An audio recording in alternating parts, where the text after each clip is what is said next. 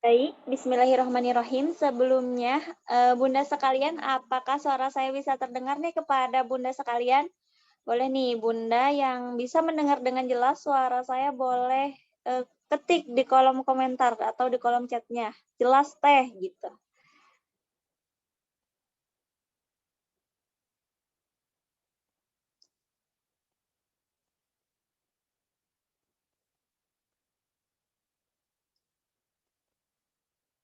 Oke, insya Allah terdengar ya, ayah Bunda sekalian.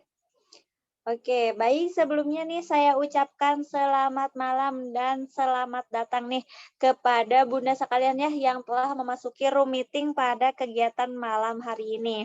Alhamdulillah ya ayah Bunda sekalian pada malam hari ini kita bisa bertemu dalam kegiatan rutin kita yaitu sharing parenting ya ayah Bunda sekalian, Masya Allah. Oke, kemudian nih kepada Bunda sekalian yang tidak terkendala ya untuk menyalakan kamera meetingnya. Silahkan nih untuk dinyalakan dulu kamera meetingnya ya. Insya Allah nih akan memudahkan kita untuk berinteraksi ya nantinya baik dengan saya ataupun nanti dengan pemateri nih Bunda sekalian. Oke, kemudian juga nih bagi Bunda yang namanya belum diganti atau belum di-rename, silahkan diganti dulu nih dengan nama jelas ayah Bunda sekalian ya. Oke, bisa boleh dengan alamat gitu. Nama jelas underscore alamat ayah Bunda sekalian. Oke. Siap ya, Masya Allah. Alhamdulillah nih sudah ada beberapa yang sudah menyalakan kamera meetingnya ya. Insya Allah sudah semangat untuk mengikuti kegiatan pada malam hari ini dan alhamdulillah tidak terkendala ya Bunda sekalian, Masya Allah. Oke, kemudian nih, saya juga ingin bertanya nih kepada Bunda sekalian, gimana nih Bunda sudah siap untuk mengikuti kegiatan kita pada malam hari ini? Boleh nih, bagi Bunda yang sudah siap, boleh diketik lagi di kolom chatnya, katakan siap gitu ya. Boleh juga yang sudah menyalakan kameranya, boleh diangkat jempolnya, katakan siap teh. Oke. Insya Allah, Masya Allah ya. Ada di sini ada Bunda Maskuro, ada juga Bunda Mela ya yang sudah menyalakan kameranya pada malam hari ini. Alhamdulillah. Oke, dan banyak juga ya yang menjawab di kolom chat nih. Udah pada siap Bunda-Bunda pada malam hari ini untuk mengikuti kegiatannya. Baik, kalau begitu saya izin untuk memulai kegiatan kita pada malam hari ini ya, Ayah Bunda sekalian. Baik, bismillahirrahmanirrahim. Assalamualaikum warahmatullahi wabarakatuh. Bismillah, Warahmatullahi alhamdulillah. wabarakatuh. Assalamualaikum warahmatullahi wabarakatuh. Wabihi nasta'inu ala umri dunia waddin wa ala alihi wa sahbihi ajmain amma ba'du. Puja yang menjadi penghias rasa, puji yang menjadi penghias hati, marilah kita panjatkan kepada zat Allah yang Maha Kuasa, kepada zat Allah yang Maha Suci, yang telah menciptakan alam semesta. Dan rasa syukur kita nih, ayah bunda sekalian ya, yang tidak akan pernah terukur nih. Jika para pujangga mengatakan ya, walaupun bumi dihamparkan dijadikan kertasnya, walaupun pohon-pohon dijadikan penanya, dan air lautan dijadikan tintanya nih, tidak akan pernah bisa nih untuk menghitung ya berbagai macam kenikmatan yang telah Allah berikan kepada kita. Marilah sama-sama kita panjatkan kepada zat Allah yang Maha Ghafur. Kemudian, salawat bertangkaikan salam yang selalu tercurah limpahkan kepada junjungan alam kita, yakni Kanjeng Nabi Muhammad Sallallahu Alaihi Wasallam, kepada keluarganya, sahabatnya, tabiin dan tabiatnya, dan semoga sampai kepada kita semua selaku umatnya, mendapatkan syafaatnya yaumil akhir. Amin Allahumma amin. Kemudian nih, alhamdulillah juga ya, ayah bunda sekalian, kita diberikan kesehatan nih, diberikan kesempatan pada malam hari ini untuk berkumpul bersama nih di ruang virtual ini dengan kecanggihan teknologi yang Masya Allah ya pada zaman ini kita bisa mendekatkan yang jauh gitu ya, walaupun kita tidak bisa bertemu secara langsung, ada yang dari lintas pulau kah, luar daerah gitu ya. Namun alhamdulillah nih kita bisa bertemu di ruang virtual ini, Masya Allah, dan insya Allah ya kita sama-sama belajar pada malam hari ini. Dan Masya Allahnya nih dari berbagai macam aktivitas makhluk Allah di bumi ini, ayah bunda terpilih nih sama Allah untuk bisa berkumpul bersama pada malam hari ini. Oke, kemudian nih ayah bunda sekalian ya, karena ada pepatah nih yang mengatakan bahwasanya tak kenal maka tak sayang gitu. izinkan saya untuk memperkenalkan diri saya ya. Mungkin ada ayah bunda yang penasaran gitu siapa yang berbicara di depan layar ayah bunda sekalian ya. Mungkin ada juga yang pernah bertemu gitu di ruang virtual juga. Perkenalkan, nama saya Rizka Putri Koswara. Alhamdulillah saya tinggal di Bandung ya ayah bunda sekalian. Bebas ya, ayah bunda mau panggil Rizka, Teh Rizka, Dek Rizka boleh. Oke, salam kenal nih kepada ayah bunda sekalian yang telah masuk pada kegiatan malam hari ini ya. Dan insya Allah nih pada malam hari ini Rizka akan menemani kegiatan ayah bunda sekalian nih dalam kegiatan kajian sharing parenting ya ayah bunda sekalian. Baik, oke. Insya Allah nih ayah bunda sudah siap ya untuk mengikuti kegiatan pada malam hari ini, sudah semangat ya untuk menerima materinya pada malam hari ini. Boleh nih yang sudah siap boleh diacungkan jempolnya, katakan siap nih ayah bunda sekalian. Siap ya, Masya Allah. Alhamdulillah ya, sudah siap insya Allah. Oke. Sebelumnya nih, Rizka mau tanya kabar ayah bunda sekalian nih. Ayah bunda gimana kabarnya pada malam hari ini? Sehat ya?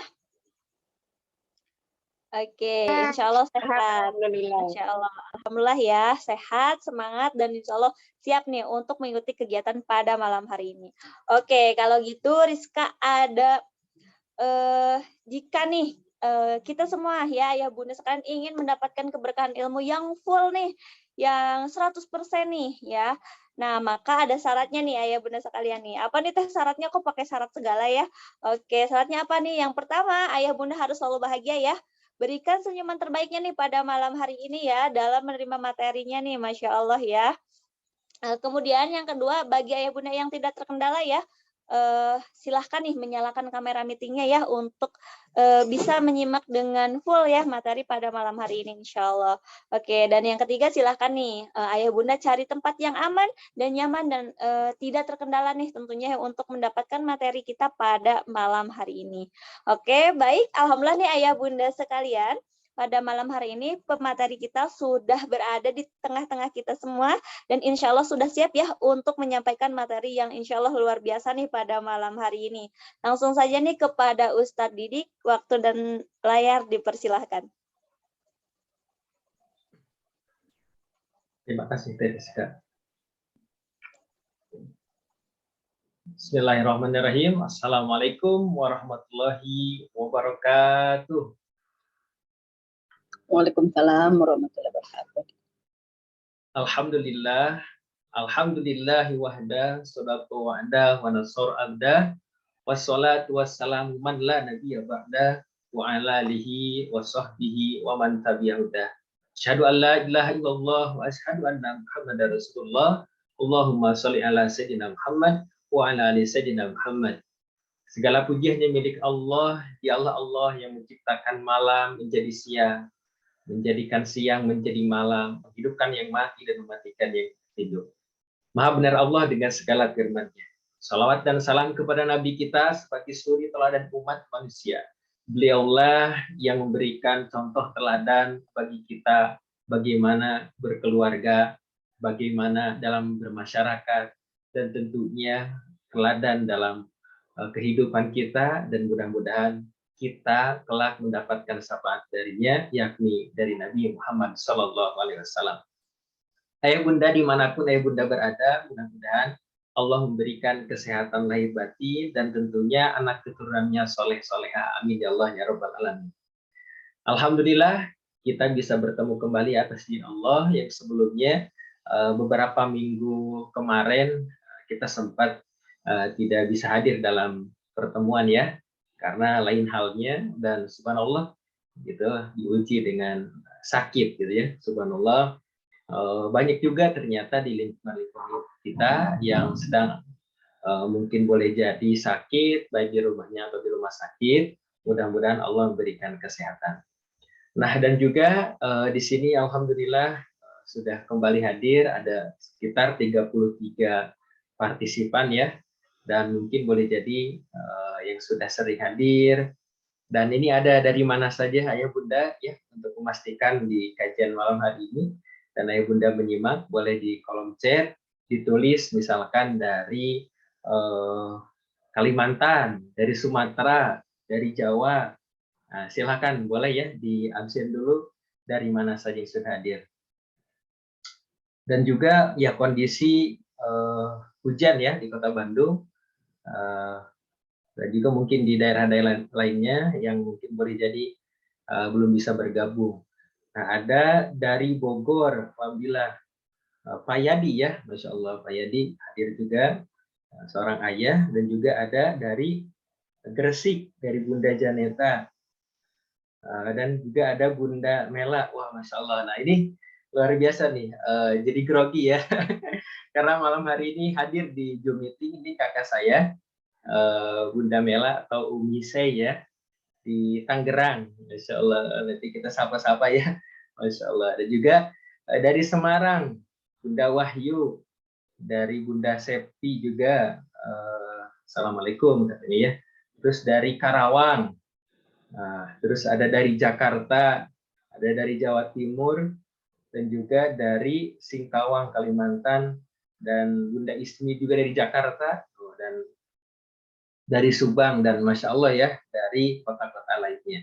Nah, ini mudah-mudahan menjadi silaturahmi untuk kita dan menjadikan hal tersebut menjadi kebaikan bagi masa depan, terlebih lagi anak keturunan kita.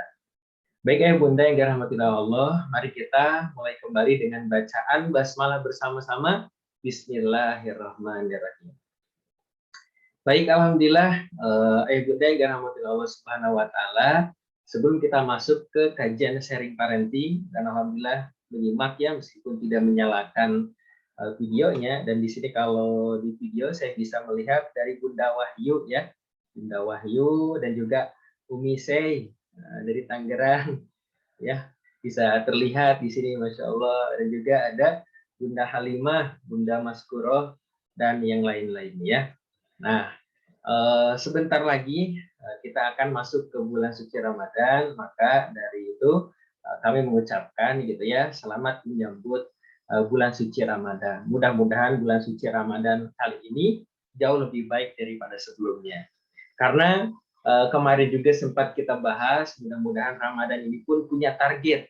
Salah satunya kalau kemarin targetnya selain ibadahnya, selain sholatnya, baca Qur'annya, dan juga mampu mengelola emosi kita dalam mendidik anak. Dan juga keberhasilan di bulan Ramadan adalah kebiasaan dari bulan-bulan sebelumnya. Misal, ada seorang atlet ya Bunda. Seorang atlet misalkan dia mau bertanding. Tidak mungkin seorang atlet itu bertanding kalau tanpa latihan. Betul? Kalau ternyata dia mau bertanding, misalkan pertandingan tinju. Pertandingan tinju misalkan sebulan lagi, tapi dia tidak persiapan latihan bagaimana bertahan, bagaimana menyerang. Akhirnya pas bertanding, dia akan kalah dan dia tidak akan berhasil. Begitupun kita dengan bulan suci Ramadan. Ramadan itu tinggal beberapa hari lagi, dan kalau kita tidak persiapan, kalau kita tidak membiasakan diri, maka masuk ke bulan suci Ramadan itu mungkin boleh jadi akan merasa yang namanya lelah, capek gitu kan ya. Yang sebelumnya kita jarang puasa gitu, pas masuk bulan suci Ramadan, hari pertama kadang-kadang kita lupa. Kenapa lupa? Kita tiba-tiba misalkan minum air pas siang hari. Lalu diingetin sama anak kita, "Mah kok minum? Kan ini puasa." Akhirnya kita lupa, astagfirullah, oh iya ya, sekarang puasa, apalagi kalau hari pertama. Kenapa? Karena kita tidak terbiasa. Tapi kalau mungkin boleh jadi sudah biasa sebelumnya sholat puasa sunnah, akhirnya masuk bulan suci Ramadan, kita udah siap berpuasa dan kita menyambutnya dengan penuh kegembiraan. Atau misalkan kita di bulan suci Ramadan itu punya target pengen menghatamkan baca Al-Quran. Bahkan ada ulama yang sampai baca Al-Quran itu sampai puluhan kali. Yang disebutkan Imam Asy-Syafi'i dalam bulan suci Ramadan bisa menghatamkan 60 kali. Masya Allah. 60 kali berarti seharinya bisa berapa kali? Bukan hanya sekali, bisa 2 kali. Dan dalam 30 hari ternyata 60 kali hatam. Nah kita ternyata mungkin boleh jadi 1 juz pun kadang-kadang lelah, capek. Karena apa? Karena sebelum bulan Ramadannya kita jarang baca Quran. Akhirnya pas mau 1 juz di bulan Ramadan, ternyata capek gitu kan ya. Ternyata lelah, ternyata kadang mungkin ada rasa malas juga. Tapi kalau sebelum bulan Ramadannya sudah terbiasa baca 1 juz, maka di bulan suci Ramadan pasti dilipat gandakan, pasti sangat mudah untuk melakukan baca Al-Quran tersebut. Jadi kembali lagi kepada kebiasaan yang kita lakukan. Dan Ramadan kita kali ini membiasakan bagaimana mulai bangun sebelum subuh, yakni ada namanya sahur. Nah, mungkin boleh jadi kalau bulan-bulan sebelumnya gitu kan ya, ada tahajud. Kalau ternyata orangnya sering tahajud, maka nanti pas bangun sahur itu sudah terbiasa. Udah biasa gitu kan ya, udah biasa masak, udah biasa melakukan aktivitas sebelum sholat subuh. Tapi kalau ternyata belum terbiasa, mungkin boleh jadi kalau anak kita gitu ya, belum terbiasa, biasanya bangun disuruh sahur, akhirnya apa makan itu sambil matanya tertutup gitu kan ya, sambil tertutup, bahkan sambil belum sadarkan diri setelah makan langsung tidur lagi. Subhanallah, karena kebiasaan-kebiasaannya. Nah, untuk itu mari kita membiasakan hal yang baik, meskipun itu mungkin boleh jadi harus kita ulang-ulang sehingga menjadi kebiasaan. Nah, kali ini ayah bunda yang dirahmati Allah Subhanahu wa taala, kita akan mencoba membiasakan diri dalam mendidik anak, tentunya kebiasaan-kebiasaan yang baik yang itu dianjurkan oleh Islam. Nah, materi kali ini kita akan 3 bahasan. Bahasan yang pertama itu tentang kebiasaan menegur anak dengan kata-kata negatif. Nah, jadi ini adalah sebenarnya rangkuman materi yang ada di kelas Islamic Parenting. Yang insya Allah yang ada di grup Islamic Parenting, member-member, materi ini akan diberikan kepada ayah bunda yang ada di grup. Kalau di luar grup mungkin belum bisa ya, karena adminnya mengizinkan hanya kepada Islamic Parenting. Tapi dalam Zoom kali ini saya akan sampaikan biar ayah bunda pun mampu memahaminya dan mengamalkannya. Nah, lalu materi kedua itu tentang bijak dalam menggunakan gadget. Sudah sering kita dengar bagaimana hal buruk yang terjadi kepada anak kita karena gara-gara kecanduan gadget. Bahkan ada berita baru-baru ini, ternyata ada anak yang kena penyakit tipes, yang paru-parunya ternyata rusak, gara-gara anak itu sering bergadang, main game sampai subuh. Dan ternyata rusaknya itu bukan hanya matanya, otaknya, sampai dirinya sudah tidak siap lagi karena mungkin boleh jadi kurang istirahat. Dan ketika itu meninggalnya itu ya, pas divideokan sekaratul mautnya gitu, sangat mengkhawatirkan karena ya mungkin dalam pikirannya, dalam bayangnya itu bukan hal-hal yang ingat kepada Allah yang seharusnya di akhir hayat itu kita husnul khotimah, tapi ternyata malah yang terbayang itu mungkin game-game yang sering dilakukan. Auzubillahi min dzalik. Dan materi ketiga di bahasan malam hari ini yang kita akan ulas ya, karena materinya disampaikan via grup WhatsApp, yakni kita akan mencoba membahas saat anak remaja jatuh cinta. Yang subhanallah ya, itu adalah sebuah fitrah, tapi bagaimana mendampingi anak kita itu supaya tidak terjerumus kepada perzinahan, nauzubillahi min dzalik, dan bahkan pergaulan bebas yang sekarang pertemanan itu bukan hanya dunia nyata, tapi pertemanan itu masuk ke dunia yang namanya media sosial. Baik bunda yang dirahmati Allah, kita akan coba bahas yang pertama tentang kebiasaan menegur anak dengan kata-kata negatif. Dan ini mungkin boleh jadi setiap hari kita sering mengeluarkan kata-kata negatif kepada anak kita, sehingga yang melemahkan kepercayaan diri anak kita, sehingga membuat anak kita itu tidak berkembang.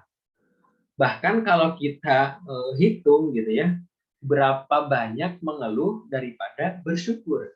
Itu pun ternyata mampu melemahkan diri kita sendiri. Mampu mungkin boleh jadi membuat putus asa, membuat capek, membuat lelah, dan bahkan timbul yang namanya nanti kemarahan-kemarahan. Karena hasil dari untayan kata yang sering kita keluarkan. Apalagi kalau kita kata-katanya itu disampaikan kepada anak kita. Wah, nak, kamu mah dasar pemalas, gitu kan ya. Padahal itu orang tua yang ngomong. Gitu kan ya. Kenapa kita nggak ubah kata-katanya dengan kata-kata motivasi? Nah, kamu harus lebih rajin belajar lagi supaya kamu berhasil. Atau misalkan dasar kamu ini nakal. Gitu. Nah, kenapa kita tidak ganti dengan nah, kamu itu anak yang nurut, anak yang soleh, dengarkan ibu. Akhirnya kita itu setiap hari memberikan kata-kata positif, setiap hari mendoakan anak kita. Dan ini sudah tidak menjadi perdebatan lagi bahwa doa orang tua itu mampu menjadi sebuah bahan kesuksesan bagi anaknya. Dan sudah sering kita melihat bagaimana anak-anak yang mungkin boleh jadi dulunya bandel, yang anak-anak dulunya mungkin biasa saja dalam artian mungkin tidak pintar, tapi dengan luar biasanya motivasi dari orang tua, maka anak itu akan membuktikan diri dengan pertolongan Allah Subhanahu wa taala. Nah, maka ketika kita keseharian itu bersama anak gitu ya, atau mungkin jauh anaknya karena di pondok atau karena anaknya sudah merantau, maka lakukan hal ini menjadikan sebuah senjata bagi orang tua untuk anaknya. Yang mungkin boleh jadi kalau anak-anaknya masih kecil itu kadang sering memancing emosi. Nah, ketika dipancing emosi, kira-kira yang terjadi kata-kata positif atau kata-kata negatif yang keluar. Selama ini, jujur saja ya Bunda, kira-kira selama ini yang sering dilakukan oleh ayah bunda, apakah kata-kata positif atau kata-kata negatif? Nah, seperti misalkan anak itu menumpahkan air, seperti misalkan anak itu sulit diatur, seperti anak itu mungkin boleh jadi banyak sekali hal yang membuat orang tua itu emosi. Nah, kira-kira jujur ayah bunda, dengan sering-seringnya kita bertemu dengan anak kita, selama ini kalau dihitung nih Bunda, saya izin berkomunikasi dengan Bunda Maskuroh. Oke ya, Bunda Maskuroh, kira-kira dalam keseharian itu sering yang keluar itu kata-kata negatif atau kata-kata positif selama ini? Iya, Ustadz. Anakku kan udah nginjak remaja tuh. Kadang Betul. suka memancing emosi sih, Ustaz. Iya, betul. Kadang suka kelepasan gitu ya. Itu tuh ngomong yang kadang menyesal. Kenapa aku tadi ngomong kayak gitu? Gitu. Apalagi kalau pas kita ngomong langsung kejadian. Pernah nggak kejadian Bunda Masguro? Yang pas Untuk ngomong kata-kata yang langsung kejadian gitu. oh, kalau kata-kata untuk ini sih berusaha ya Ustadz. Mungkin nada sanyanya yang agak keras gitu Ustadz ya. Tapi untuk kata-kata yang negatif ya insya Allah saya untuk belajar Ustadz. Masya Allah, baik ya. Oke, Iya, baik, gitu. terima kasih Bunda Masguro. Ya, kadang-kadang kita keceplosan gitu. Misalkan anak itu lari, aduh, kita tuh pengen nahan gitu anak kita jangan sampai lari karena kita tahu misalkan takut jatuh atau licin sebagainya. Nah, akhirnya kita bilang, nah, awas jatuh, nanti jatuh lo, kamu lari, jatuh lo, jatuh. Akhirnya dia pas lari, betul pas kita ngomong ternyata langsung jatuh seketika. Atau kita tuh awas tuh tumpah. Akhirnya ketendang, akhirnya tumpah gitu kan ya. Nah, kenapa kita tidak rubah misalkan nah, jalannya pelan, hati-hati gitu kan ya. Akhirnya ternyata anak itu jadi pelan, jadi hati-hati jalannya. Nah, hati-hati nak itu ada misalkan gelas, ada air, kita disuruh untuk anak kita hati-hati. Nah, akhirnya ternyata hal tersebut menjadikan apa namanya itu sebuah hal positif bagi anak kita, bukan sebaliknya. Nah, termasuk yang sering saya sampaikan tentang kisah Malin Kundang ya. Ya, ini mungkin boleh jadi kisahnya mitos, mungkin boleh jadi kisah dongeng gitu ya. Tapi ini ada yang bisa kita ambil pelajaran.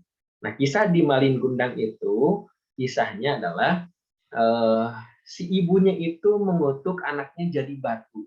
Ya, seperti itu kan ya. Karena apa? Karena mungkin si anaknya itu seperti durhaka, seperti melawan, seperti tidak mengakui ibunya. Akhirnya karena kesal, dasar kau anak durhaka, kukutuk kau jadi batu. Akhirnya ketika itu dalam kisahnya anaknya itu benar jadi batu. Nah, Bunda Wahyu ya izin berkomunikasi.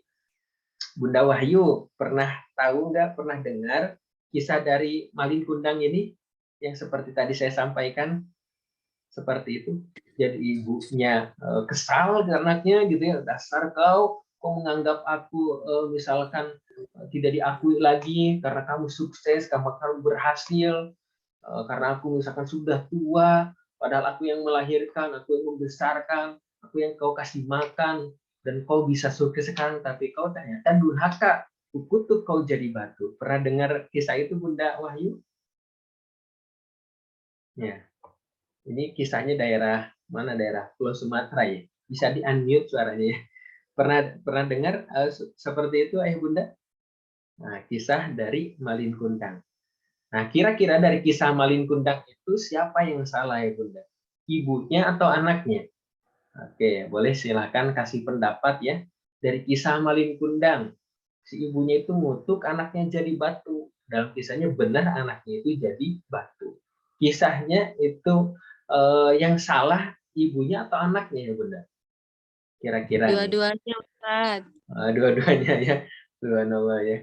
Oke, ada yang sudah tahu ya jawabannya dua-duanya. Iya, udah ada kuncinya. Oke. Nah, betul. Sebenarnya ada mungkin yang menjawab ibunya gitu kan ya.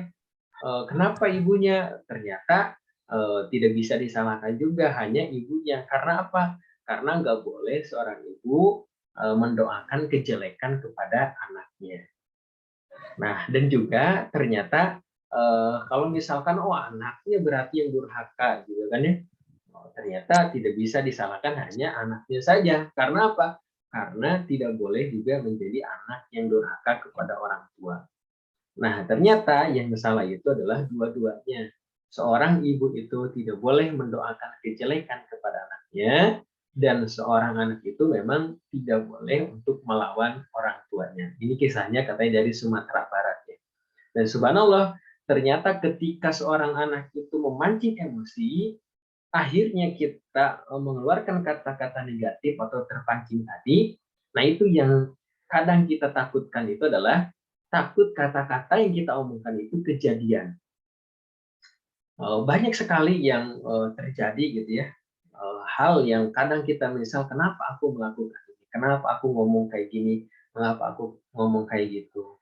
Meskipun itu mungkin boleh jadi ya ada di anak kita, tapi kita pengen merubah dengan apa? Dengan doa-doa, dengan perilaku dan ikhtiarnya. Sehingga setiap hari kita ucapkan, nah kamu mah anak yang hebat, nah kamu mah anak yang pintar, kamu mah bakal menjadi orang sukses, bakal jadi pengusaha gitu kan ya. Kalau orang tua pengen anak jadi pengusaha, kamu bakal sekolahnya tinggi, kamu bakal menjadi ulama, jadi ustaz, kamu bakal menjadi orang yang bermanfaat. Maka terus ucapan kepada anak kita sehingga menjadikan mungkin boleh jadi suatu hari nanti yang itu menjadi kesuksesan bagi anaknya sendiri. Dan bahkan ketika itu saya masih teringat kata-kata ibu saya, kadang suka ketika mungkin melihat pengajian gitu ya, suka pengajian, dibawa ke pengajian. Orang tua suka bilang, aduh pengen kalau punya anak seperti itu. Misalkan dia bisa minimal tausiah, dia bisa memberikan pencerahan, dia memberikan kemanfaatan. Ternyata itu kedengar sama anaknya, dan itu menjadi sebuah doa bagi dari orang tua kepada anaknya. Meskipun mungkin boleh jadi itu seperti mustahil gitu ya. Oh, mana mungkin misalkan kampung, mana mungkin kita tidak ada keturunan ulama ustadz. Tapi ternyata doa orang tua itu mampu menjadi sebuah kunci kesuksesan bagi anaknya. Maka untuk itu kalau setiap hari kita misalkan bilangnya nakal, terus itu iya mungkin boleh jadi nakal. Tapi kita tahan untuk mengucapkan anak kita itu nakal. Meskipun mungkin boleh jadi anak kita itu kurang pintar, tapi kita tahan jangan sampai kita bilang kamu itu bodoh. Nah, karena ada yang berkata, oh iya, nggak apa-apa lah misalkan kata-kata saya kasar atau kata-kata saya nada tinggi, jelek, dan sebagainya. Yang penting kan hatinya. Mungkin ada yang bilang seperti itu. Dan ternyata kata-kata yang keluar itu boleh jadi kotor gitu, boleh jadi kata-katanya negatif, jelek, dan itu sumbernya ya tentunya dari hatinya gitu kan ya. Nah, tidak mungkin misalkan ada sebuah teko mengeluarkan dari isi teko itu kopi, sedangkan isinya di dalam itu air putih. Maka kalau isinya air putih, maka yang keluar dari teko itu pun adalah air putih. Nah, begitupun dengan lisan kita. Kalau ternyata dalam hati kita itu kesel, jengkel, marah, yang keluar itu pasti hal-hal yang jelek. Tapi kalau dalam hati kita itu mungkin karena ada sifat al-wadud, ada sifat kasih sayang kepada anak, gitu kan ya. Dalam hatinya itu mendoakan, akhirnya kita itu mampu menahan kata-kata yang jelek. Yang keluar adalah mungkin istighfar, astagfirullahaladzim. Yang keluar dari lisan kita itu adalah mungkin kebaikan-kebaikan karena ada yang dalam pikirannya, ada yang dalam hatinya itu adalah kalimat-kalimat yang baik. Nah, sehingga itu pun menjadikan bagaimana yang bisa keluar dari lisan itu kata-kata yang baik. Nah, seperti contohnya yang dipancing kemarahan itu adalah orang tua daripada Imam As-Sudais. Ada yang tahu Imam As-Sudais, Bunda? Nah, Imam As-Sudais itu adalah Imam Mekah. Subhanallah gitu ya. Mudah-mudahan Allah takdirkan kita bisa pergi haji, pergi umroh, menginjakan kaki di tanah suci di Mekah dan Madinah. Amin ya Allah ya Rabbal Alamin.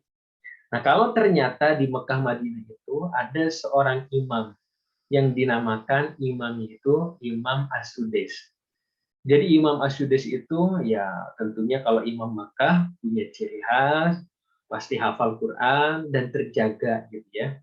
Nah, Imam As-Sudais itu Masya Allah bacaan Al-Qurannya merdu gitu ya, khas. Nanti ya Bunda bisa cari Imam As-Sudais.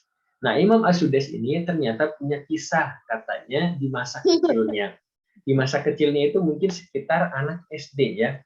Nah, Imam As-Sudais ketika SD itu ya wajarlah anak-anak kecil gitu ya. Mungkin boleh jadi ada isengnya, mungkin boleh jadi ada membuatnya kesal orang tua, ada membuatnya kesal saudara-saudara gitu ya. Seperti layaknya anak kecil yang lainnya. Yang menjadi hebat adalah orang tuanya. Ketika itu Imam As-Sudais di rumahnya itu orang tuanya sudah menghidangkan makanan. Masya Allah. Menghidangkan makanan, karena apa? Karena akan menyambut tamu sebentar lagi akan datang. Bayangin ayah bunda itu sudah menghidangkan makanan banyak, kan akan menyambut tamu. Tiba-tiba As-Sudais kecil ini ada kreatif gitu ya dalam pikirannya, kreatif melihat makanan yang sudah tersaji, dia kreatif. Saya juga pengen berpartisipasi dalam hidangan tersebut. Saya pengen memberikan hidangan ini yang jauh lebih baik lagi. Nah, tiba-tiba As-Sudais kecil ini dia ngambil pasir. Ngambil pasir, dia masukkan ke makanan-makanan yang sudah terhidang tersebut. Dimasukkan, dimasuk-masukin seluruhnya. Karena dianggap oleh anak kecil tersebut adalah mungkin garam dalam pikirannya itu. Ngambil lagi pasir, oh ini dikasih apa? Gula, gitu kan ya. Jadi kreatif, oh ini kasih gula lagi, ini kasih garam lagi. Dalam imajinasinya, padahal yang dimasukkan itu adalah pasir. Dan itu ketahuan oleh orang tuanya. Sehingga ketika itu tentu orang tuanya itu kaget. Kenapa makanan-makanan yang sudah terhidang ini dimasuki pasir oleh anaknya. Akhirnya ternyata ibunya itu marah, kesel, tapi ada yang menarik dalam kemarahan dan kekesalannya. Kira-kira ayah bunda, kalau ayah bunda sudah menghidangkan makanan untuk tamu anaknya saat ini, ternyata memasukkan kepada hidangannya itu pasir, apa kira-kira yang akan dilakukan oleh ayah bunda? Nah, kesal atau tidak? Marah atau tidak? Bunda Wahyu, kira-kira apa yang akan dilakukan nih? Udah nyiapin makanan, ternyata makanan itu dikasih pasir oleh anaknya. Apa yang akan dilakukan ke anaknya? Nah, marah nggak kira-kira ya? Kesel nggak kira-kira? Kalau kita kan mungkin kesel gitu ya, mungkin kita marah gitu. Tapi ternyata memang yang dilakukan oleh orang tua Imam As-Sudais adalah kesel marahnya itu menjadi doa kebaikan bagi anaknya. Dia itu marah, dia itu kesel, tapi yang keluar dari lisannya itu malah jadi doa. Dia marah panggil anaknya, Sudes! Diusir anak itu, pergi sana, jadi Imam Mekah. Diusir tapi suruh jadi Imam Mekah. Saking keselnya gitu, punya cita-cita saya pengen jadi ulama, saya pengen jadi kiai, pengen jadi Imam Mekah. Pas marah, keluar kata-kata tersebut. Sudes, pergi sana, jadi Imam Mekah. Akhirnya dalam ketakutannya Imam Sudes, karena dimarahi oleh orang tuanya, tapi kenapa harus jadi Imam Mekah? Akhirnya pergi Imam As-Sudais itu belajar untuk menuntut ilmu, menghafal Al-Quran, dan ternyata dari hidayah kata-kata orang tuanya yang dilakukan dengan sungguh-sungguh, akhirnya orang anaknya itu menjadi Imam Mekah. Dan mungkin boleh jadi ayah bunda ada kata-kata ayah bunda yang direkam oleh anaknya dan itu masih teringat. Nanti ayah bunda bisa tanya kepada anaknya, bagaimana, apakah kamu pernah tersakiti oleh kata-kata ibu? Atau apakah kamu pernah bahagia dengan kata-kata ibu? Saya pernah observasi penelitian kecil-kecilan, ditanya orang tua saat ini, kira-kira apa yang menjadikan kata-kata yang dikenang dari ibunya. Ada yang mereka mengatakan, oh aku terdengar sekali kata ibuku menitipkan kalau kamu suatu hari nanti kaya, maka jangan lupa kamu berbagi. Terus apa yang dikenang oleh kata-kata oleh ayah? Mereka pun menceritakan bagaimana kenangan-kenangan kata-kata yang selalu teringat. Ayahku itu selalu mengatakan kepadaku, kamu jangan lupa bersyukur. Kamu jangan lupa yang namanya selalu bersyukur dan jangan mengeluh. Nah, kalau ternyata anak kita ditanya dan anak kita tidak punya kenangan baik dari kata-kata atau nasihat orang tuanya, maka itu perlu dipertanyakan. Atau jangan sampai yang teringat oleh pikirannya, oleh hatinya adalah kata-kata justru yang jeleknya. Saya mah benci kepada orang tua saya. Kenapa kamu benci kepada orang tuanya? Karena dia selalu menyumpahi saya, karena saya ini anak yang tak berguna. Akhirnya dia pun marah, karena apa? Karena merasa menjadi anak yang tak berguna. Nah, maka untuk itu, mulai hari ini, apalagi momennya masuk ke bulan suci Ramadan, mari biasakan kata-kata kita menjadi kata-kata yang positif. Mari biasakan justru apa yang kita lakukan itu menjadikan kata-kata yang mendoakan kepada anak kita. Nah, karena ada dampak daripada menegur anak dengan kata-kata negatif. Bunda bisa lihat di layarnya, di situ yang pertama dampaknya itu menjadi sebagai stimulasi perkembangannya. Karena kata-kata itu akan merubah mindset anak, bahkan bisa merubah mindset bagaimana pola pikir anak tersebut. Kalau kita ternyata sering menstimulasi, kamu bisa anak, kamu pasti bisa jadi juara, kamu bisa menjadikan bermanfaat, kamu bakal bisa sukses hebat, maka itu akan menjadi anak yang positif, anak yang menjadikan penuh dengan kepercayaan dia. Seperti yang sudah sampaikan. Dan juga dampak lainnya, anak itu tidak akan memiliki percaya diri kalau diberikan kata-kata negatif. Setiap hari diberikan kata negatif, akhirnya tidak percaya diri. Bahkan ada penelitian, the power of kata, ketika air itu ternyata diberikan kata-kata positif. Maka diteliti dilihat ternyata menjadi sebuah butiran kristal yang sangat indah. Tapi ternyata ada juga coba air dalam penelitian tersebut dimaki-maki, dicerca, diberikan kata-kata negatif dan kotor. Akhirnya apa? Akhirnya ternyata menjadi jelek air tersebut, diteliti, dilihat lebih dalam lagi, ternyata partikel dan sebagainya yang sangat detail itu menjadi sebuah hal yang jelek, yang tidak enak dilihat. Dan itu bisa berpengaruh kepada diri kita, anak kita, pasangan kita, dan kepada siapapun. Karena kalau kata-kata kita sudah terlempar, dan itu menyakiti hati orang, maka seperti paku yang menancap kepada kayu. Akan menjadikan sakit, akan menjadikan berbekas, kalaupun ternyata kata-kata itu pun ditarik kembali, maka paku tersebut akan menyisakan lubang, menyisakan luka.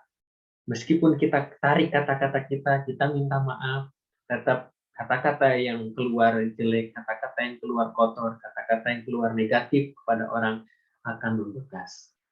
Dan juga ada daripada hal-hal dampak yang lainnya, seperti anak itu suka membantah. Nah, karena ketika kita mengucapkan kata-kata negatif, anak itu kadang nggak suka, nggak mau terima kata-kata tersebut. Akhirnya anak itu membantah. Dan juga ketika anak itu membantah, kesal. Kenapa ibu mengatakan seperti itu? Kenapa ibu misalkan mendoakan kejelekan? Dan bahkan nanti selanjutnya anak itu bahkan sulit berinteraksi. Jadi takut salah, takut berkenalan, takut bersosialisasi, karena takut tersinggung, karena tidak terbiasa komunikasi yang enak, komunikasi yang sempurna, komunikasi yang satu sama lain bisa menyampaikannya.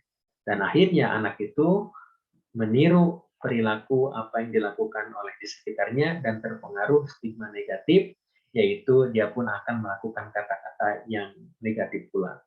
Kalau ada yang kita dengar anak itu mengucapkan kata-kata binatang, anak itu mengucapkan kata-kata yang jorok, maka itu pasti di lingkungannya dia pernah dengar, dia pernah seperti itu kan. Ada yang bilang misalkan disamakan dengan binatang, dasar kamu misalkan hewan gitu ya, dasar kamu kambing. Nanti dia bilang ke orang itu sama, dia akan membalas kata-kata negatif tersebut. Maka pelajarannya, jika kita mengeluarkan kata negatif itu akan menjadi rugi, maka kenapa kita tidak menahannya? Kenapa kita tidak ubah dengan kata yang lebih baik? Kita penting mengajarkan dan menyampaikan pada anak kita tidak boleh memancing emosi orang tuanya, dan kita pun belajar bagaimana kalau ternyata selama ini kita melakukan kata-kata yang jelek, kita meminta maaf kepada anak kita. Mudah-mudahan itu menjadi sebuah obat hati bagi anak kita yang pernah terluka. Maka lisan dan mata orang tua itu yang akan menjadi senjata. Lisan itu menjadi sebuah doa, maka jaga lisan dari perkataan yang buruk. Bahkan Rasulullah SAW pernah bersabda, kedudukan doa seorang ibu untuk anaknya sama dengan kedudukan doa seorang nabi untuk umatnya. Ada 3 doa yang mustajab, yang tidak diragukan lagi doanya. Yang pertama adalah doa orang tua, dan orang yang berpergian, dan doa orang yang terzalimi. Orang tua dititipkan oleh Allah lisan yang mampu merubah anak nakal menjadi soleh, dan dititipkan mata yang dapat meneteskan air mata dalam berdoa agar anak menjadi soleh dan sukses. Maka di situ ketika ada anak yang sukses, maka di situ biasanya ada orang tua yang hebat. Maka untuk itu, dengan kita sering menjaga lisan kita, sering menjaga hati kita, mudah-mudahan apa yang kita keluarkan dari lisan dan doa dari hati kita itu dalam kebaikan. Bunda yang dirahmati oleh Allah Subhanahu wa Ta'ala, selanjutnya kita akan coba ulas materi yang kedua di kelas Islamic Parenting, yaitu tentang bijak dalam menggunakan gadget. Nah, kadang-kadang ada yang membuat mancing emosi juga, kadang-kadang kita berkata yang tidak baik juga, itu lihat dari gadget, dari YouTube gitu kan ya, apalagi kalau yang main game, biasanya main game online, ternyata ada lawan main game online itu ngomongnya itu wah pokoknya nggak karuan. Ada yang ngomong binatang, ada yang ngomong hal-hal yang tidak enak didengar. Makanya gadget itu sangat luar biasa. Akhirnya dia mengikuti apa yang ada di gadget tersebut.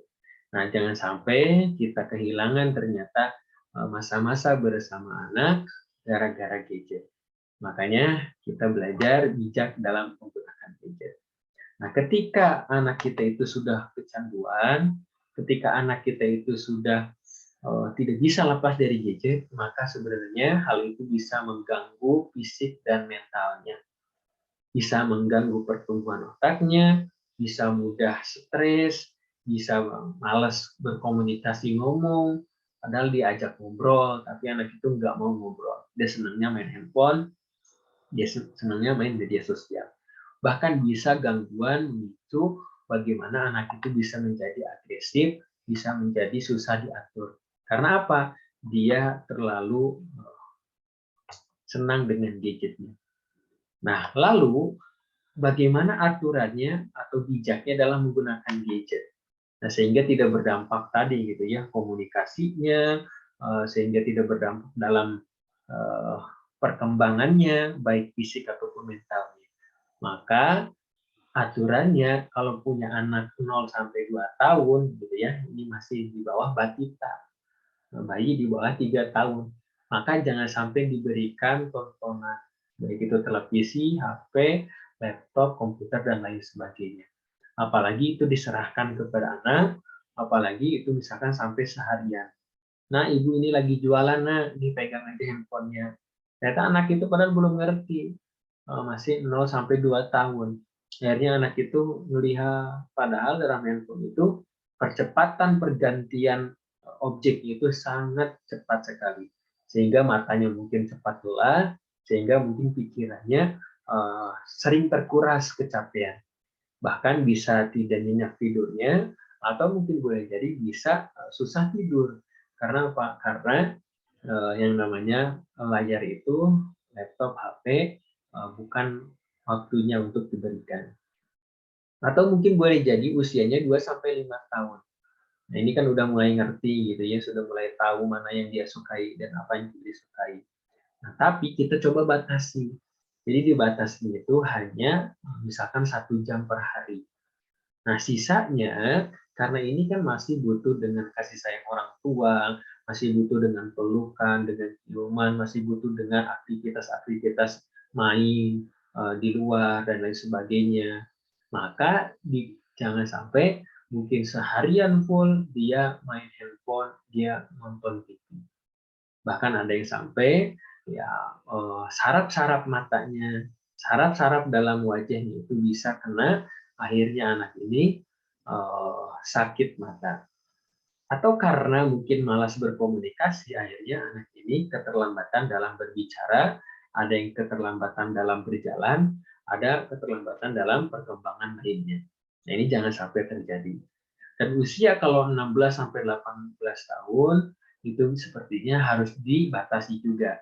Karena anak mungkin SMP gitu kan ya, karena anak SMA kadang-kadang kalau kita tidak berikan aturan itu dia bisa sampai sepuasnya gitu ya. Seperti yang tadi saya sampaikan, ada yang sampai meninggal dunia karena punya sakit karena dia kecanduan main game sampai bergadang, sampai rusak dirinya sendiri. Nauzubillah min dzalik.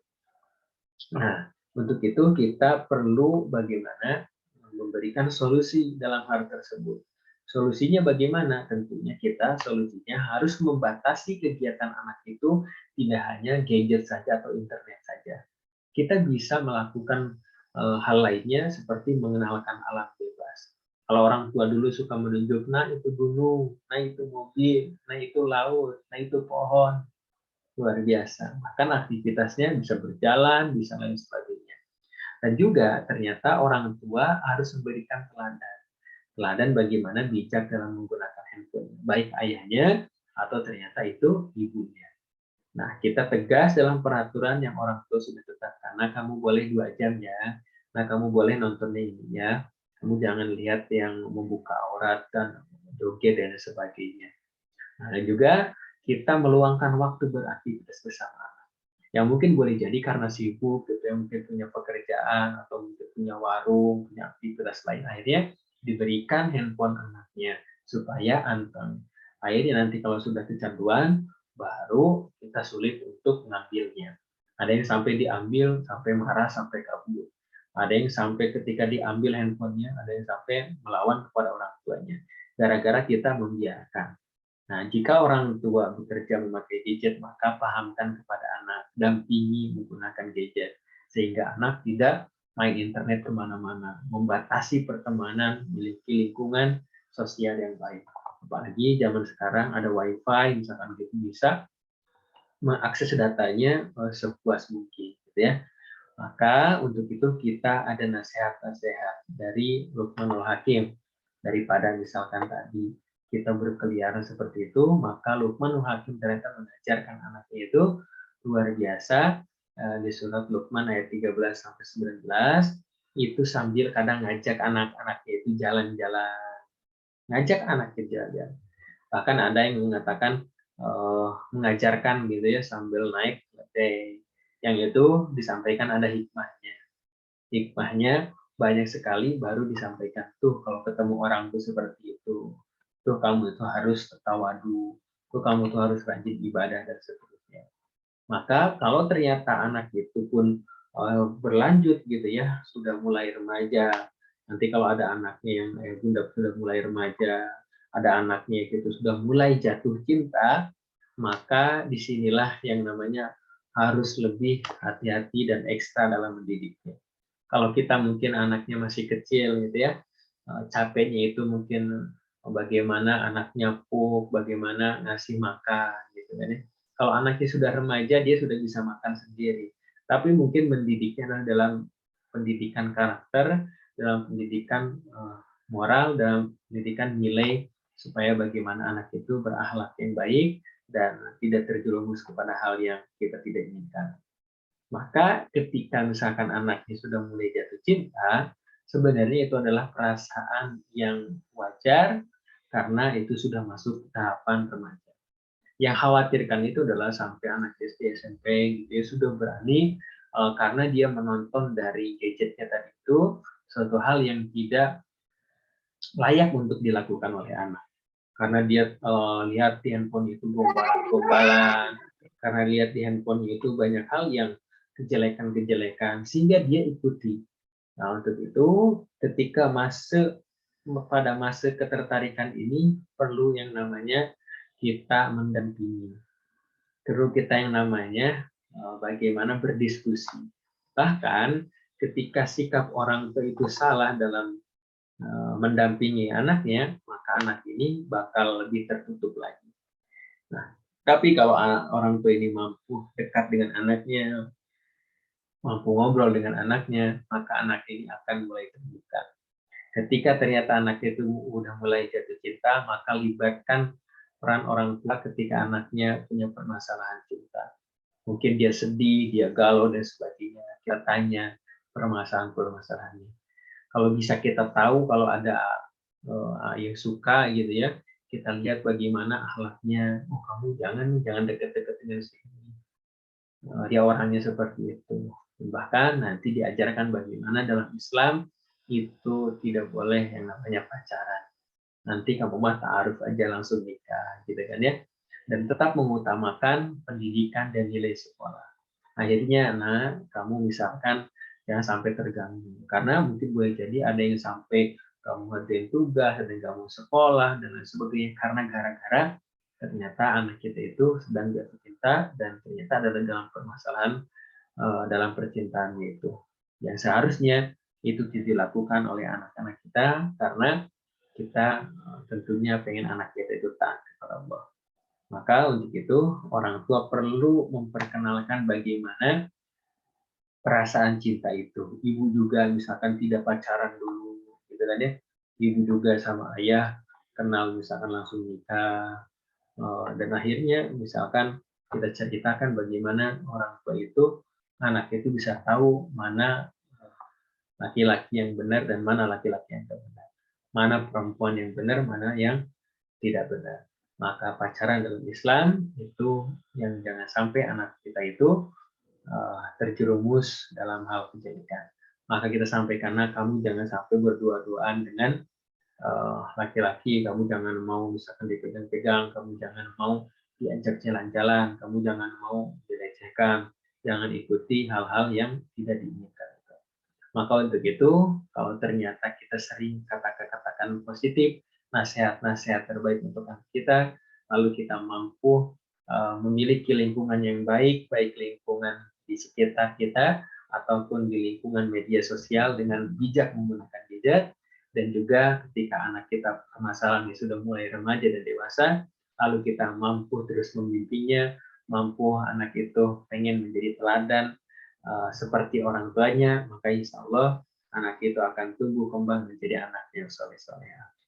Nah, ayah bunda dirahmati Allah Subhanahu Wa Taala, mungkin itu pemaparan materi di malam hari ini sekaligus ulasan dari kelas Islamic Parenting. Nah, jikalau dari ayah bunda ada yang mau bertanya, ada yang mau sharing, atau ada yang mau menambahkan, dipersilahkan ya Rizka bagi ayah bunda yang ingin bertanya, sharing atau mungkin menambahkan di sharing parenting malam hari ini. Silahkan Rizka. Baik, terima kasih sebelumnya kepada Ustadz Didik ya yang telah menyampaikan materinya nih pada malam hari ini ya. Oke, selanjutnya nih kita langsung ke sesi sharing nih ya, ayah bunda sekalian nih silahkan bagi ayah bunda yang mau bertanya ataupun sharing boleh raise hand atau boleh diketik di kolom chat ya untuk pertanyaan ataupun sharing tambahan ataupun sanggahan dari ayah bunda sekalian ya. Oke, sambil menunggu ya Ustadz, sudah ada pertanyaan di kolom chat dari Bunda Rizka. Saya mau tanya, anak kandung yang dulunya diminta sama kakak, sekarang sudah dewasa, anak tersebut seperti iri dengan saudara lainnya karena diasuh ortunya sampai dewasa. Jadi anak itu seperti membenci orang tuanya karena orang tuanya tidak mengurus dia padahal dia diasuh sama kakak dari ayahnya. Sebagai ortu harus bagaimana dan sebagai saudara kandungnya harus bagaimana? Subhanallah gitu ya.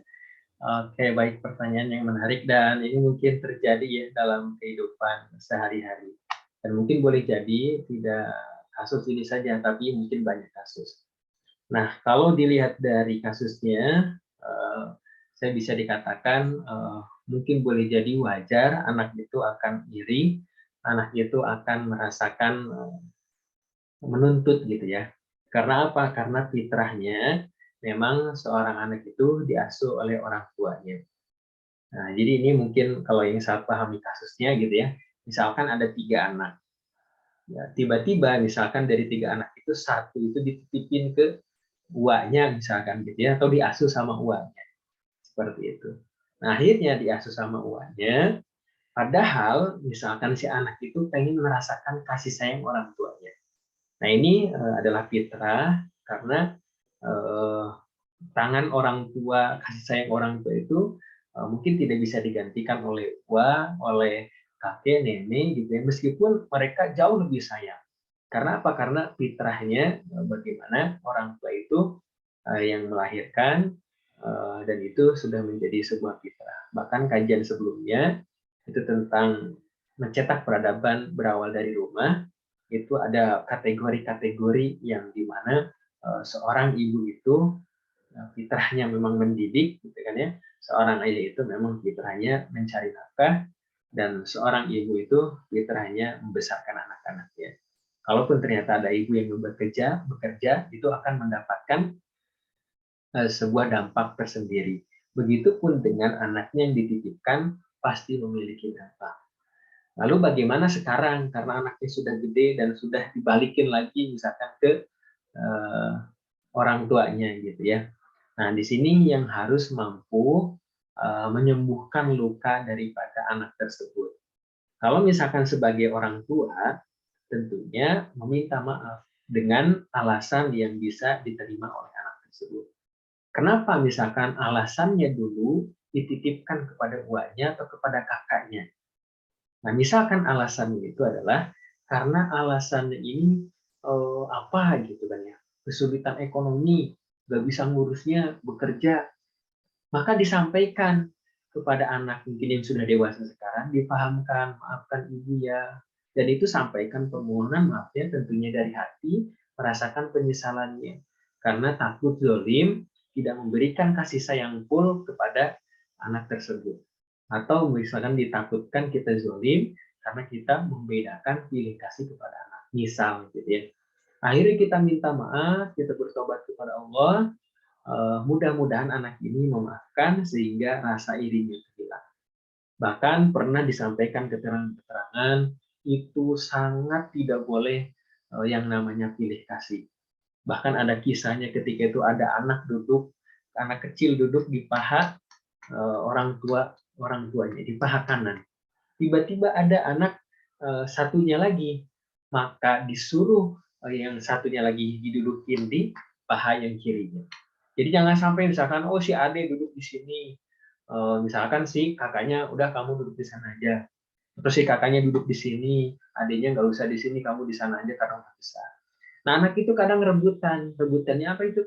Karena rebutan pengen merasakan kasih sayang dari orang tuanya.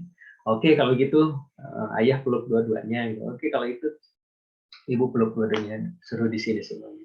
Nah, jadi ketika solusinya hari ini adalah meminta maaf orang tuanya, memahamkan, mohon maaf karena mungkin kenapa dulu dititipkan.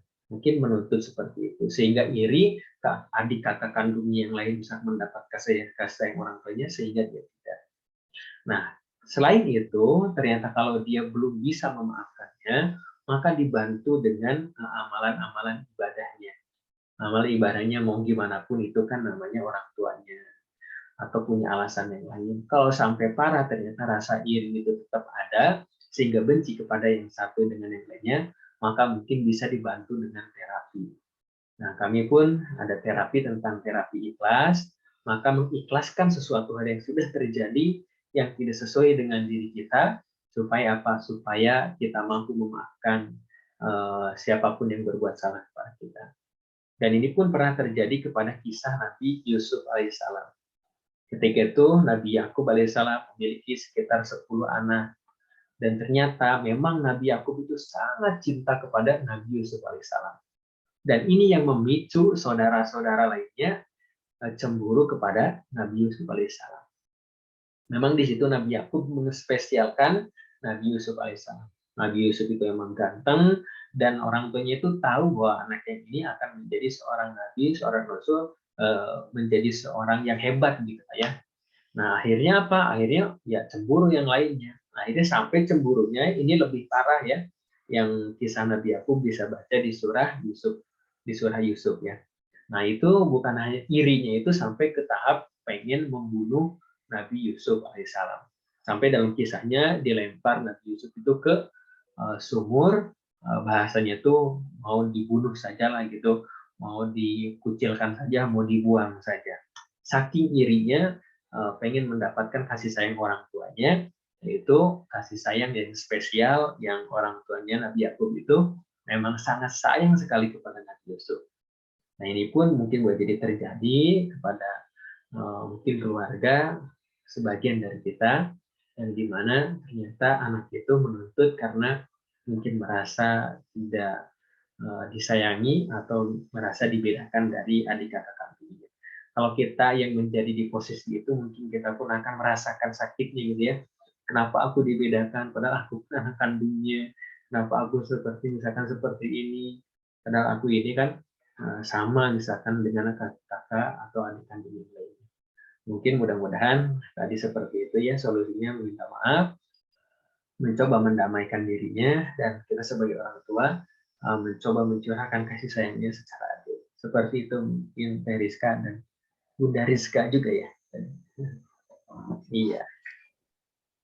Baik, terima kasih Ustadz untuk jawabannya. Gimana nih Bunda Rizka ya? Atas jawabannya ya.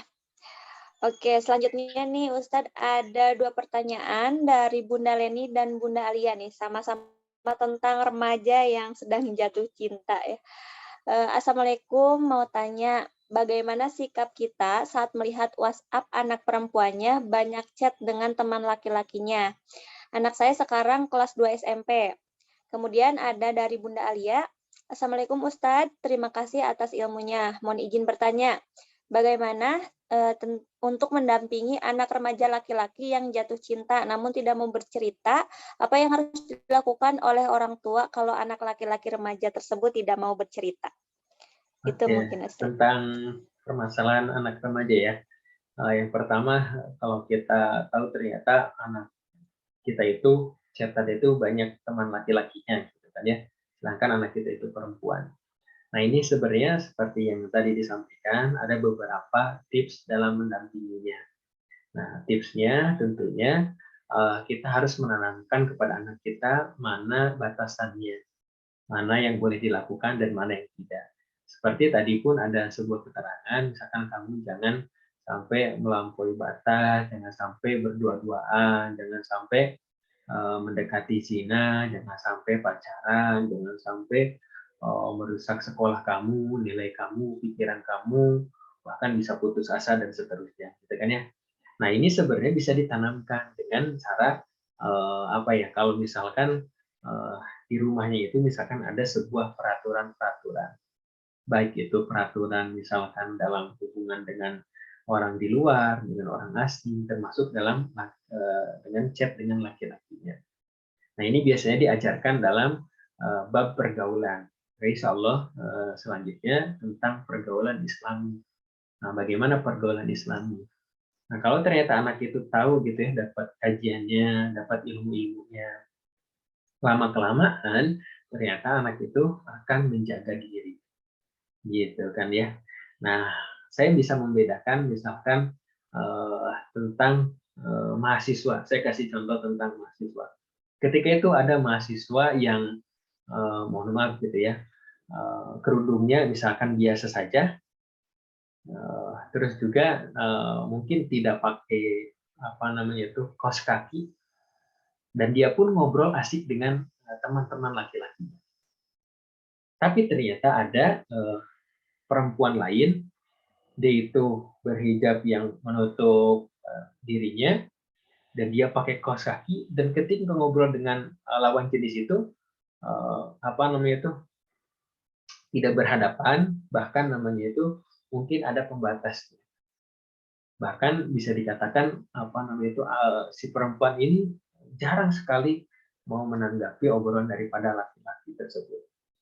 Nah, lalu setelah ditelusuri apa sih perbedaannya gitu ya? Yang ini mah melayani, yang ini mah sampai jalan-jalan, sampai asik, yang ini mah sangat menjaga diri. Ternyata hasilnya itu daripada pola pendidikan pergaulan untuk anak tersebut. Nah, itu dibiasakan, misalkan kata orang tuanya, kamu jangan buka kerudung, kamu jangan misalkan apa tuh banyak ngobrol dengan laki-laki, kamu jangan mau dipegang tangan, kamu jangan mau misalkan digombalin, kamu jangan mau misalkan apa namanya itu pacaran, dan itu tertanam kepada anak. Tapi tentunya kita pendekatan kepada anak kita yang mungkin boleh jadi kita tahu karakter anak kita seperti apa. Kita misalkan saat jalan-jalan ditanya, misalkan kamu sukanya dengan siapa, kamu misalkan berdiskusi. Tadi adalah kuncinya adalah di diskusi, kuncinya di komunikasi tersebut. Nah, ternyata dengan hal itu mungkin mampu menjadikan nanti anak-anak kita itu, oh iya, ini kayaknya diingetin lagi sama ibu saya, nggak boleh seperti itu. Akhirnya mereka nanti pasti bakal bahasanya itu mengurangi, bahkan sampai nggak mau ketahuan sama orang tuanya, apalagi sampai berjalan berdua, sampai pacaran dan lain sebagainya. Karena itu aturan dari ibu saya, itu aturan dari ayah saya.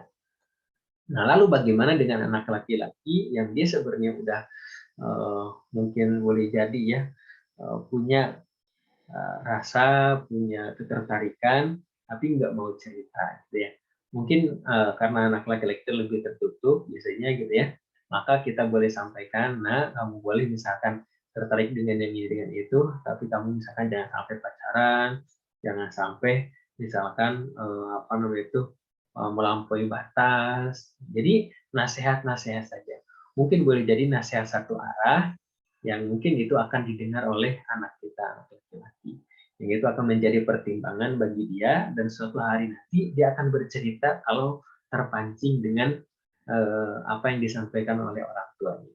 Jadi Bunda, kalau anak kita nggak mau cerita, jangan dipaksa, tapi kita sering menyampaikan nasihat-nasihat, sering kita pancing hal-hal yang menjurus ke sana, akhirnya anak itu berpikir, oh kayaknya orang tua saya asik juga gitu diajak ngobrol, kayaknya orang tua saya tidak kaku juga, akhirnya dia mau bercerita. Oh mah, kalau si ini emang cantik nggak ya? Nah, mungkin orang tua itu akan tersenyum, memang seperti apa? Nanti kadang-kadang si anak laki-laki itu dia nunjuk ini kayak gitu kan ya. Mah itu si itu anaknya Bu itu kayaknya soleha ya. Nanti dia udah mulai cerita. Nah, akhirnya di situ kita mulai mendampingi anak kita, meskipun awalnya mungkin nggak mau cerita. Yang pasti tentunya adalah kuncinya pendampingan dan tentunya jangan lupa untuk senantiasa mendoakan dan kita jangan kaku dan jangan tertutup kepada anak. Mungkin seperti itu tentang pendampingan anak remaja yang kadang-kadang lebih sulit sekarang gitu ya, karena kadang susah diatur, kadang juga masih labil seperti itu.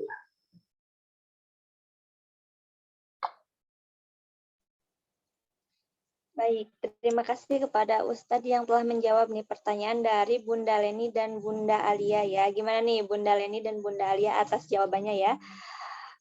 Kemudian apakah masih ada nih ayah atau bunda yang mau bertanya? Boleh terakhir nih raise hand ya. Boleh raise hand atau boleh nyalakan mic-nya nih. Oke, ada bunda atau ayah ya. Bunda Nastoni yang bunda ya. Bunda Nastoni yang raise hand nih. Silahkan bunda boleh open mic ya. Bunda Nasirah ya. Iya, Bunda. Ustadz. Oke, silakan. Assalamualaikum, Ustadz. Assalamualaikum warahmatullahi wabarakatuh. Ya, saya langsung saja izin bertanya. Sepertinya sama yang ditanyakan dengan Bunda Leni tadi ya, Pak Ustadz. Saya punya anak remaja yang umuran kelas 3 SMA. Ya, itu nggak mau bercerita gitu. Diam-diam. Tapi yang saya khawatirkan karena dia tinggal di pesantren kan gitu. Tapi saya tahu gitu sepertinya dia udah punya pacar gitu. Terus pas dia pulang juga sekarang ini saya lihat di dompetnya nyimpen foto cewek. Saya kan khawatir gitu Ustaz. Bagaimana gitu cara menyikapinya. Terus yang kedua, ternyata ceweknya itu pernah ketemu juga gitu pas di asrama itu mendekati saya gitu. Chatting-chattingan juga gitu, suka di WA. Bagaimana sikap saya tuh Ustaz? Saya bingung juga ya, kalau terlalu akrab takut gimana gitu. Makasih Ustaz sebelumnya. Oke. Assalamualaikum warahmatullahi wabarakatuh. Assalamualaikum warahmatullahi wabarakatuh. Terima kasih Bunda Nasirah ya. Subhanallah gitu ya. Nah ini sepertinya kita harus pendampingan yang kadang kita melihat situasi dan kondisi bahkan psikologi anak kita. Nah, bagaimana sekarang misalkan anak kita itu usianya misalkan apakah sudah cukup atau belum? Nah, yang pasti memang di sini satu sisi gitu ya, itu sebuah fitrah dan itu memang tidak bisa dilawan. Bahkan ada kasus ya yang mohon maaf gitu ya, terlalu keras gitu dalam artian tuh sampai trauma anaknya itu karena nggak boleh misalkan dengan ketertarikan dengan lawan jenis. Tiba-tiba nge-WA saya pengen diterapi anaknya. Kenapa anak diterapi? Karena katanya anaknya itu nauzubillah ya LGBT. Nah, kenapa dia seperti itu? Anaknya ditanya, ya karena saya katanya orang tua saya sangat keras dan sangat melarang saya ketemu dengan perempuan atau misalkan banyak sekali lah gitu. Padahal ini adalah masa perkembangannya, sehingga dia menyalurkan dengan ketertarikan yang salah gitu. Nauzubillah min dzalik. Nah, lalu bagaimana pertanyaannya misalkan anak kita itu di pondok, lalu di pondok itu sudah ketertarikan. Sebenarnya mungkin boleh jadi kadang wajar gitu ya. Biasanya kalau misalkan anak pondok itu kadang dia ngelihat mana gitu yang cantik, mana yang berprestasi, mana yang soleha. Nah, akhirnya ketertarikan. Nah, yang jangan sampai itu sampai melampaui batas, ternyata dia dekat, dia pacaran, bahkan balik gitu ya, pergaulan bebas. Nah, akhirnya kita sebagai orang tua itu punya firasat juga gitu ya. Seperti tadi yang dirasakan oleh Bunda Nas, oh anak saya kayaknya sudah punya pacar gitu kan ya. Nah, kalau ternyata anak kita sudah seperti itu, maka kita keterbukaan aja. Kamu misalkan belajar, kamu misalkan pesantren, memang kamu kalau misalkan menikah pengen target usia berapa gitu. Jadi kalau misalkan ibu juga tahu kamu punya ketertarikan, terus perempuan juga, bunda juga tahu. Akhirnya kita ajak diskusi karena ini udah mulai dewasa, apalagi sudah SMA gitu. Jadi pola mendidiknya itu seperti teman.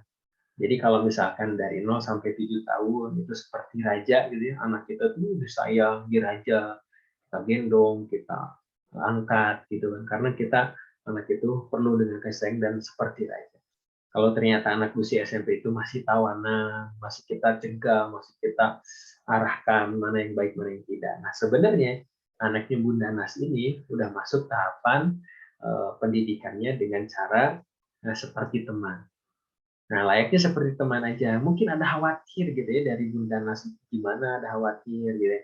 Tapi kita coba percayakan dan kita memohon kepada Allah supaya dijaga anak kita itu.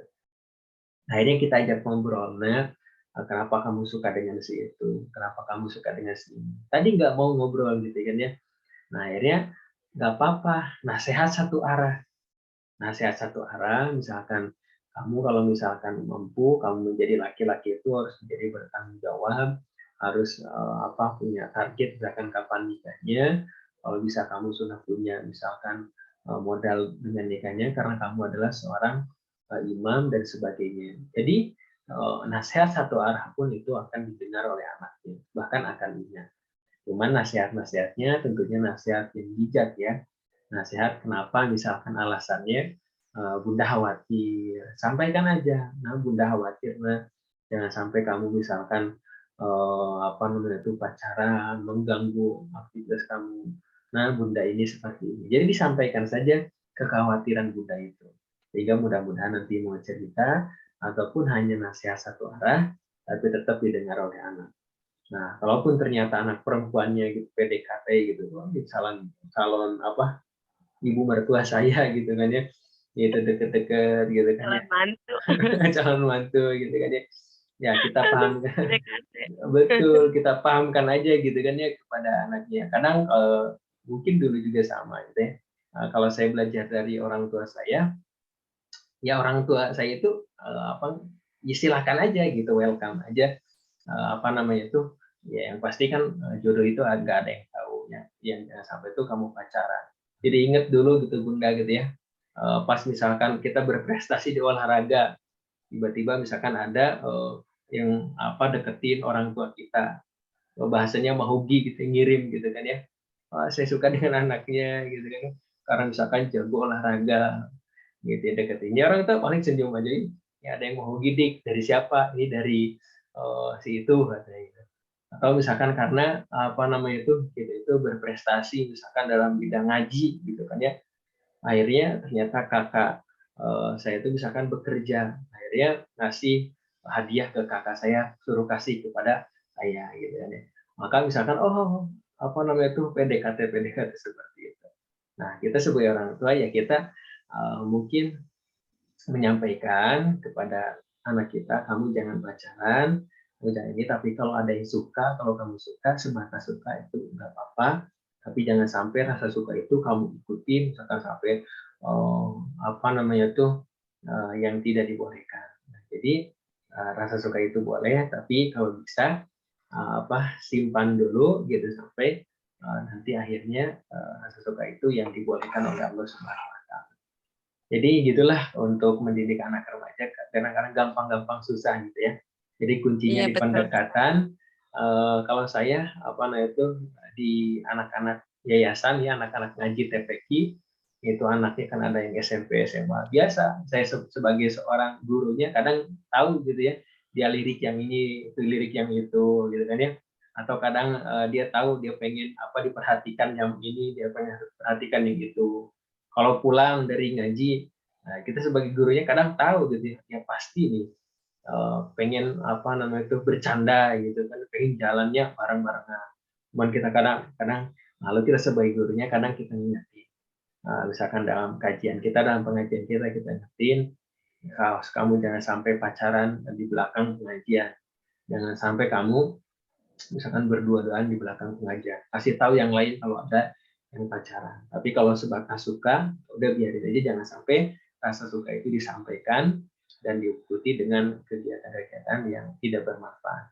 Nah, mungkin seperti itu ya Bunda Nas, mudah-mudahan dijaga oleh Allah, dan ya mungkin kalau ada kekhawatiran jadi doa aja untuk kebaikan anak kita.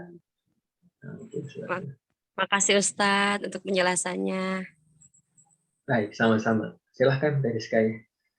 Sepertinya cukup ya dari pertanyaan-pertanyaan, karena udah malam juga, udah ada beberapa yang mungkin sudah mau menidurin anaknya gitu ya, yang luar biasa. Ya paling sebelum ditutup Teriska, saya izin share dulu kegiatan di bulan Ramadan ya, untuk kegiatan-kegiatan kita baik di Islamic Parenting ataupun di kegiatan-kegiatan yang lainnya.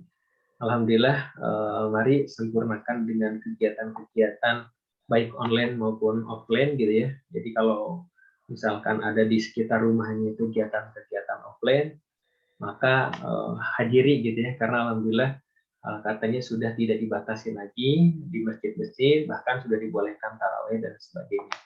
Maka semangat kita untuk beribadah ke masjid, ke majelis taklim, menuntut ilmu.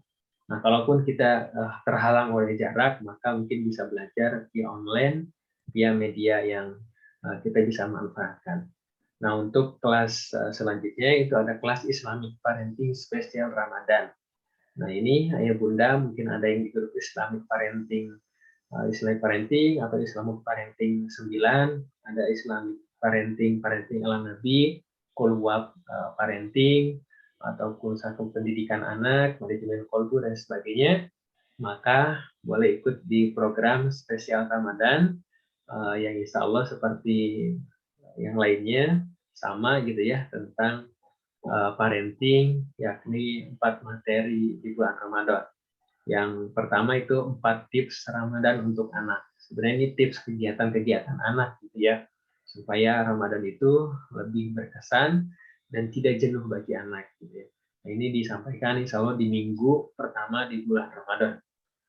Lalu materi kedua, saatnya Ramadan tanpa marah-marah, yang sebenarnya ulasan dari materi Zoom. Kita coba materi audio di grup Islamic Parenting biar bisa didengarkan, biar bisa disimak santai, biar bisa ada diskusi di dalamnya gitu ya, atau mungkin bertanya. Dan materi ketiga, mungkin ini di sekitar pertengahan atau menuju akhir Ramadan, tentang aturan pergaulan anak. Yang mungkin tadi disinggung sebelumnya tentang pergaulan anak, baik lingkungan nyata atau lingkungan dunia maya. Nah, nanti di akhir bulan Ramadan, insya Allah itu ada sharing parenting yang mungkin seperti ini. Nah, dan juga nanti bisa ya Bunda konfirmasi ya ke Alwi untuk kegiatan Islamic Parenting. Dan kalaupun ada infak, mudah-mudahan infak yang disampaikan oleh Bunda itu menjadi pengembangan bagi kegiatan dakwah baik online atau maupun offline bagi kami, baik komunitas ataupun dari kegiatan-kegiatan yang lainnya. Yang kami punya binaan itu di pesantren Al Barokah di kampung saya lahir ya, di sana yang mendidik saya juga, yang bahasanya tuh saya berguru ke sana juga. Jadi ketika saat ini kadang saya pun pengen berbagi dengan mereka, salah satunya dijadikan pesantren Al Barokah itu menjadi binaan kami, yang si gurunya ini sebenarnya nggak mendapatkan gaji gitu ya. Jadi makanya seikhlasnya saja. Tapi alhamdulillah atas izin Allah yang dulu Masya Allah ya, bangunan itu pakai kayu, bangunan itu pakai bambu ya, sampai ketika kami ngaji itu kadang ada 2 lantai, kadang suka iseng masukin apa ya ke kolong gitu ya, masukin jail-jailin.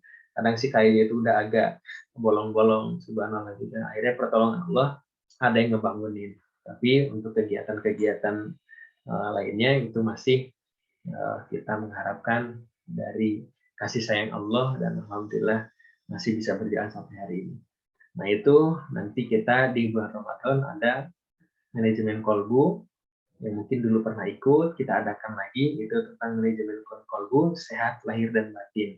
Ada 4 materi juga tentang kondisi hati manusia, tentang kenali hatimu, bahagiakan hidupmu, tentang hati yang sempit dan hati yang lapang, dan nanti kita akan coba juminar mengobati hati yang sakit.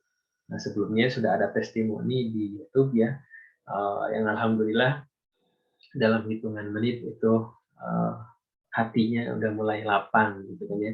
Bahkan ada beberapa klien yang kami privasi ternyata punya rasa kesal, rasa sedih, rasa benci. Tapi ketika diobati hatinya justru menjadi sehat, justru menjadi lapang dan bahagia gitu ya. Kalaupun mau masuk ke Islamic parenting atau manajemen kolbu, silakan infak semampunya gitu ya, infak bagaimana. Dan ini saya mengajak kepada yang bunda di bulan Ramadan ini untuk mengajak yang namanya program sedekah Ramadan hadiah di hari raya. Nah ini ya, nah biasanya gitu ya di hari raya itu kan ada baju apa lebaran, baju dulan gitu kan ya, terus ada juga namanya THR gitu ya, subhanallah gitu. Kalau kita kan misalkan nggak kerja di pabrik dan sebagainya, kita mungkin tidak akan mendapatkan THR. Apalagi guru-guru ngaji itu ya tidak akan mungkin mendapatkan hal yang sama ketika mereka mengajar agama ataupun mungkin dengan yang bekerja. Maka untuk itu kita kepedulian ini sengaja kayak bunda, salah satunya garapannya adalah di pondok pesantren Al Barokah tersebut, yaitu berniat untuk memberikan bagaimana guru ngaji itu hadiah di hari raya. Nah, misalkan hadiahnya kalau misalkan bingkisan, mungkin boleh jadi itu tidak akan menjadi apa ya solusi, karena kadang-kadang mungkin mereka punya keperluan lain, maka biasanya tim support dakwah itu memberikan dari bentuk nominal saja. Dan juga untuk yatim duafa. Jadi rencananya kita akan coba list 40 yatim duafa dan 10 guru ngaji, dan juga untuk kegiatan sosial baik transportasi dai dan lain sebagainya itu dikelola oleh kegiatan support dakwah. Bagi bunda yang ingin bergabung dalam program ini, dalam kebaikan ini, maka silakan bisa ya bunda salurkan ke atas nama support dakwah Indonesia atau ada nomor kontaknya di sana. Jadi insya Allah nanti akan di-share, yang bisa mungkin sedekah 10.000 per hari atau mungkin oke, 1 kali aja saya mah gitu. Silakan saja. Mudah-mudahan itu menjadikan Ramadan kita menjadi Ramadan terbaik dan pahala kita dilipat gandakan oleh Allah Subhanahu wa taala menjadi investasi amal akhirat dan menuju kebahagiaan dunia bahagia dan akhirat surga. Amin ya rabbal alamin. Mungkin itu saja ya bunda yang dirahmati Allah Subhanahu wa taala. Terima kasih atas segala perhatiannya. Mohon maaf jika ada kesalahan kesalahan. Jika ada manfaatnya, mudah-mudahan menjadi amal jariah bagi saya sekeluarga dan bagi bunda yang lainnya. Itu saja yang bisa disampaikan. Wassalamualaikum warahmatullahi wabarakatuh. Waalaikumsalam warahmatullahi Waalaikumsalam warahmatullahi wabarakatuh.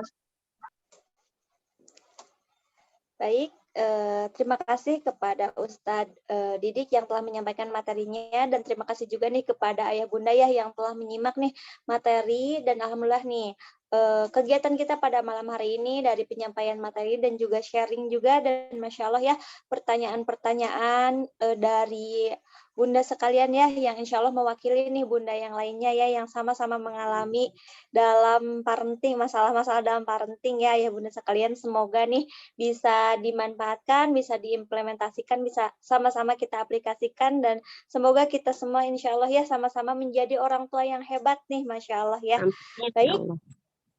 Amin. Baik, mungkin cukup sekian ya yang bisa saya sampaikan. Ayah bunda sekalian, mohon maaf atas segala kesalahannya. Mari kita sama-sama tutup kegiatan pada malam hari ini dengan mengucapkan hamdalah bersama-sama. Alhamdulillahirabbil alamin. Terima kasih Istighfar 3 Kariska. kali. Astagfirullahaladzim, astagfirullahaladzim, astagfirullahaladzim. Dan doa kifaratul majlis bersama-sama. Subhanakallahumma wa bihamdika, asyhadu alla ilaha illa anta, astagfiruka wa atubu ilaik. Cukup sekian dari saya. Ungdur maqala walatang nur mangkila, khutma sopa wadama kadar. Wassalamualaikum warahmatullahi wabarakatuh. Terima kasih ayah bunda sekalian. Selamat beristirahat. Sama-sama.